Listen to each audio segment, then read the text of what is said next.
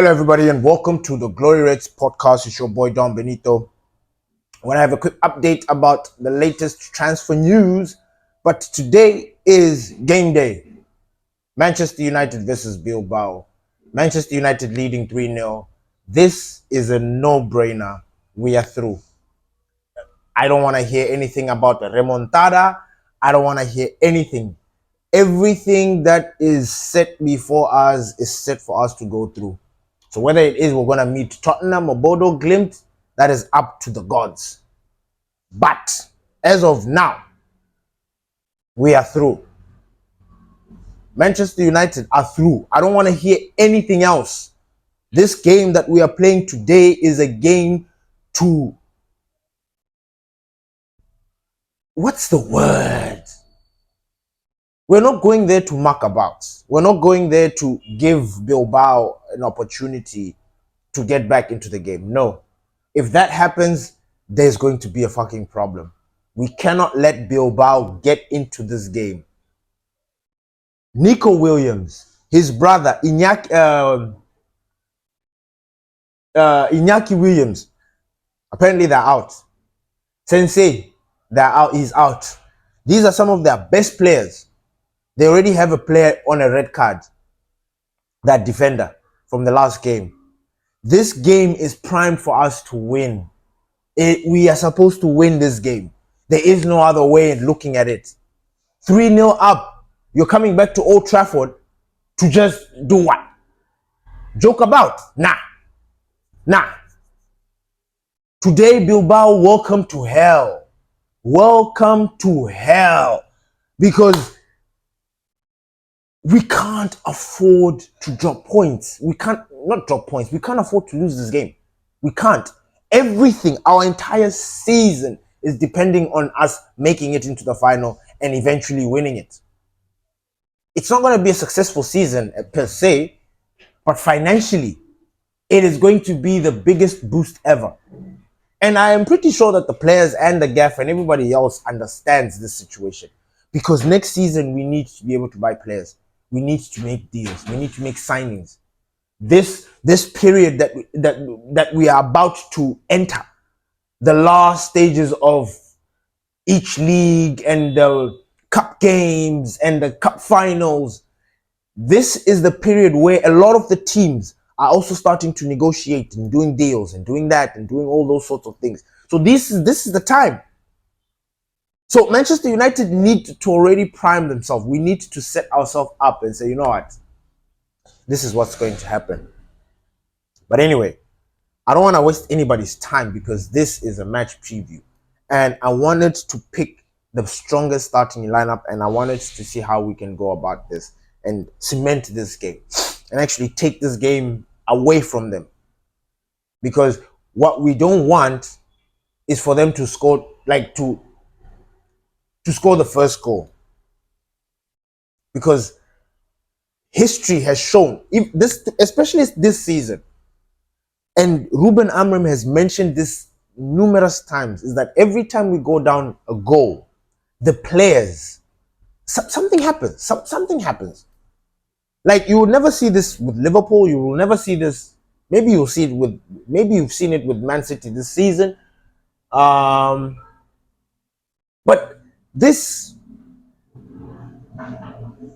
the moment a team scores, there's just this complete capitulation, whether it is total loss of concentration or whatever, or confidence. I don't know what it is.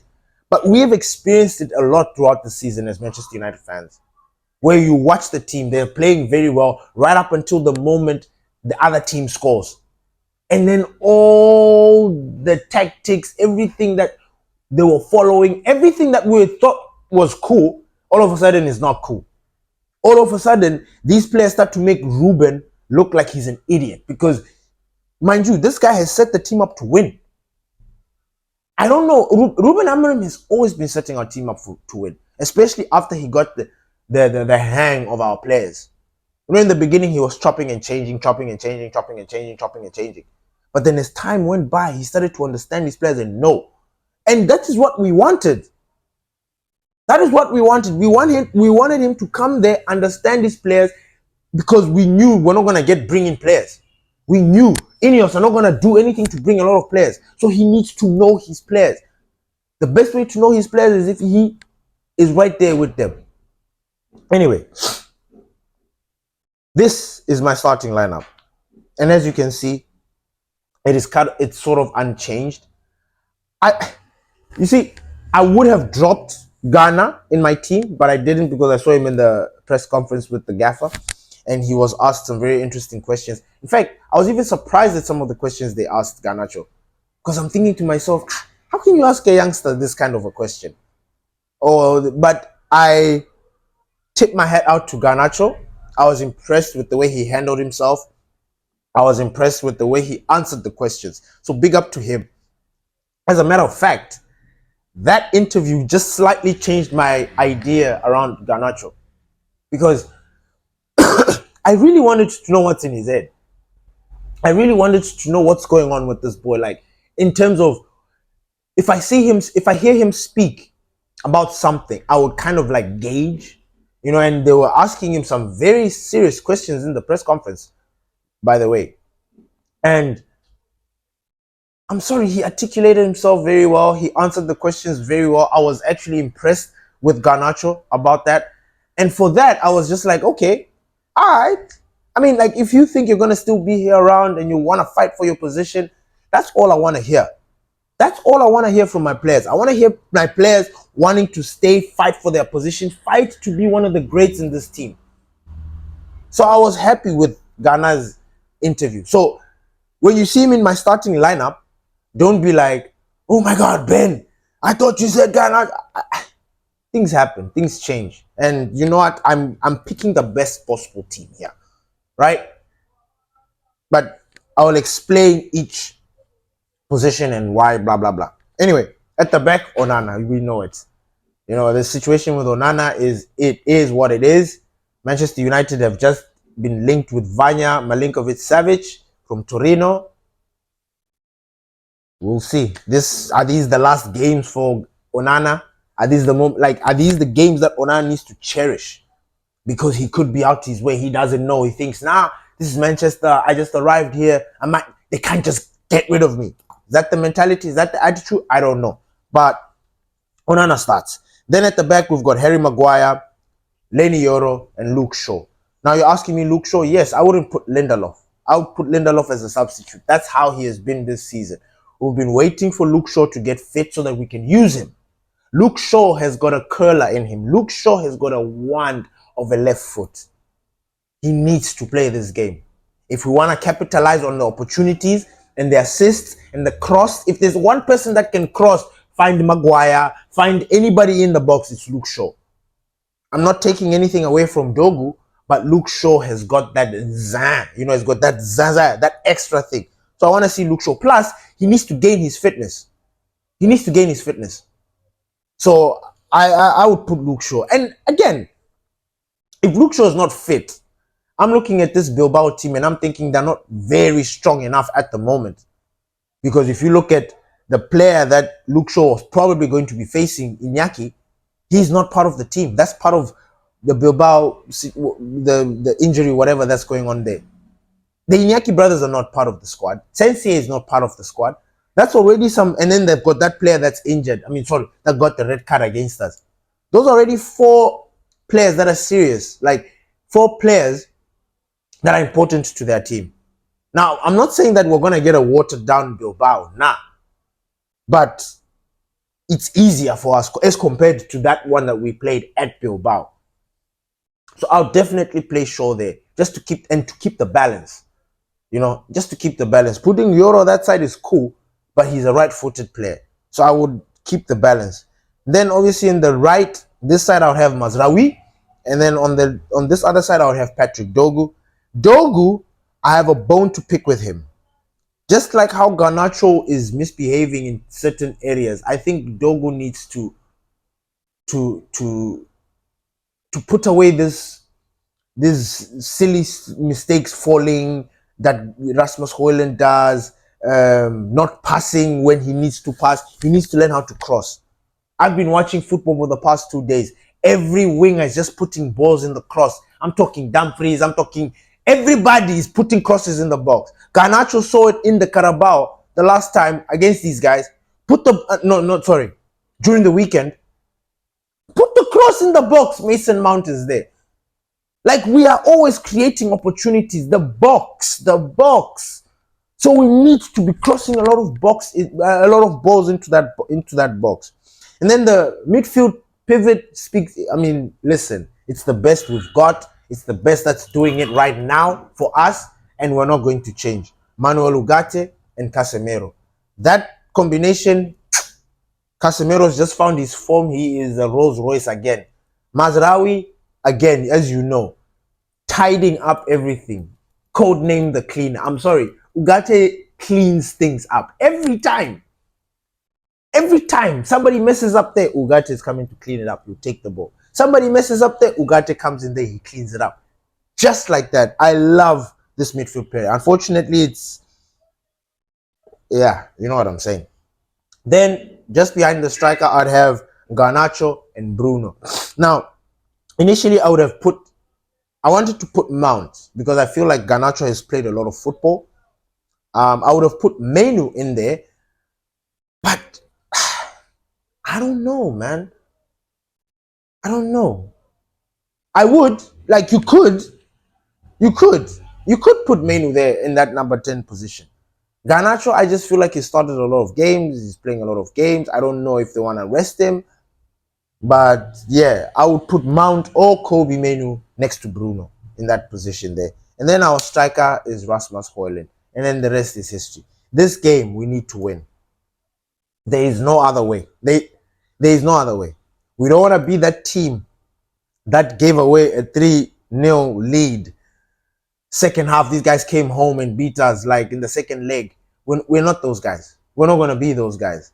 This Europa League has been written in the stars. We are destined for it. The football gods know that we need the financial support. So this Europa League is it. Is our way to get the finances that we need to bring in the players that will help us next season. Honestly, I'm not giving up. I know that this team can do it. This Europa League is not difficult. And I don't, like, say we meet Tottenham in the final. I don't think they're going to beat us. I don't think so. Like, I'm superstitious. I told you. And Tottenham this season have beaten us all the time. They're going to beat us for the fourth time? For what? When it actually matters? Nah. That's when our boys, they start to do things, and, you know, our boys always, they always come back, or when there's some very strange stakes, you know. So that is the starting lineup. What do you guys think? Is there any changes that you would make in my team? Please leave a comment below and then we can discuss that. And then the latest as well is that Amas is to hold talks with Manchester United over a new contract. You know, Amas has broken out of the academy, so he has got that academy salary at the moment. So the discussion that they're about to have with Amas is now his serious big boy contract. You know what I'm saying? For Manchester United. So those talks are to be held, and it looks like he will be signing a new one at the end of the season. Diego Leon, our fullback from Paraguay, he will be arriving first week of June or something like that. I'm so excited to see how this is going to go around, because Diego Leon, Dorgu, is he going to be in the under 18s? Are they going to bring him into the first team? Like, I'm excited. I'm excited. And then Rashford has teamed up with a new agency. He's trying to push for a move to Barcelona. Hey, do you, boo-boo? Like, do you? Like, if you feel like you can do a job there at Barcelona, hey, all well and good, man. Like, if it's your dream come true, all well and good. Arrive. Like, Barcelona, there are stars.